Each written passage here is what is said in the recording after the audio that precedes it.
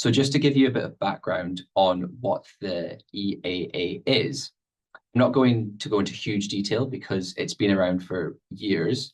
It's been a very long journey to get here, but it is coming into force next year. And the purpose of the EAA is to contribute to the proper functioning of the internal market by approximating the laws, regulations, and administrative provisions of member states regarding accessibility requirements for certain products and services, by in particular eliminating and preventing barriers to the free movement of products and services arising from divergent accessibility requirements in member states. So the idea that across the European Union, there'll be a harmonized approach to how accessible products and services are offered. So the first thing to point out here, for those of us who aren't familiar with EU laws, is that this piece of legislation is a directive. So that means that it's essentially a guide for each country, each member state in the EU to implement it into local laws.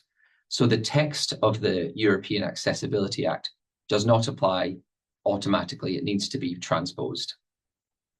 And what we're seeing, and what we have seen in the last year, is that each member state has taken a very different approach as to how it has adopted those rules.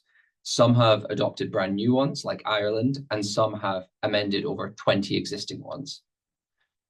But what is quite interesting is that the EAA is a legal floor, so it can be built upon. So the rules in one country could, in theory, be stricter than the rules in another country, which is why there's a slight irony in the reference that I just read out in the EAA to eliminating barriers caused by divergent accessibility requirements, because the EAA in some ways actually facilitates this.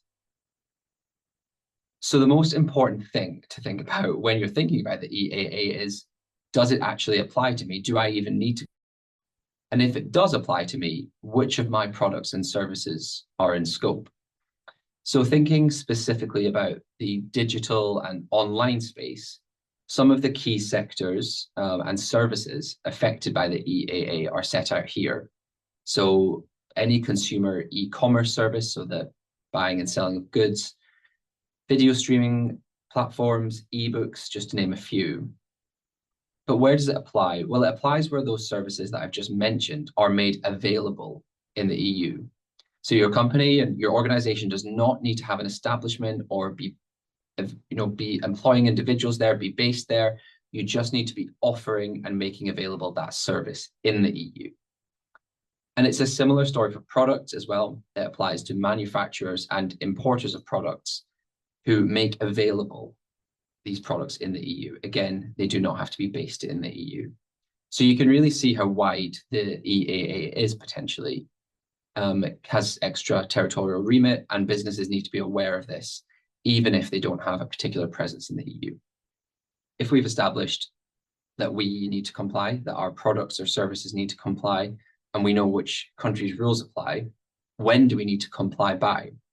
So there are two key compliance deadlines for the EAA. From the 28th of June, 2025, all services that are in scope must comply, and all new products put onto the market or made available on the market in the EU must comply. If you have an existing product which was available prior to this date, you'll have a 5-year transitional period where that product does not need to comply until the 28th of June, 2030. We've talked about how we comply and when to comply, but what happens if we don't comply? Well, going back to the fact that the EAA is a directive, it doesn't set out specifically what will happen if you don't comply.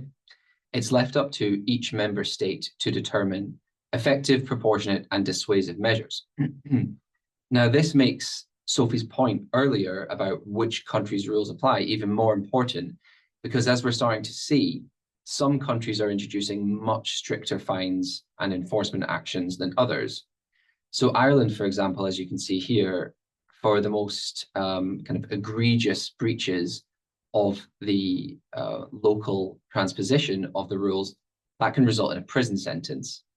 Some countries, however, have introduced penalties which are a representative percentage of an organization's turnover, similar to GDPR fines. So there's a real mix in how the EAA is going to be enforced. And of course, that means that it's all the more important to work out which country's rules do apply to you.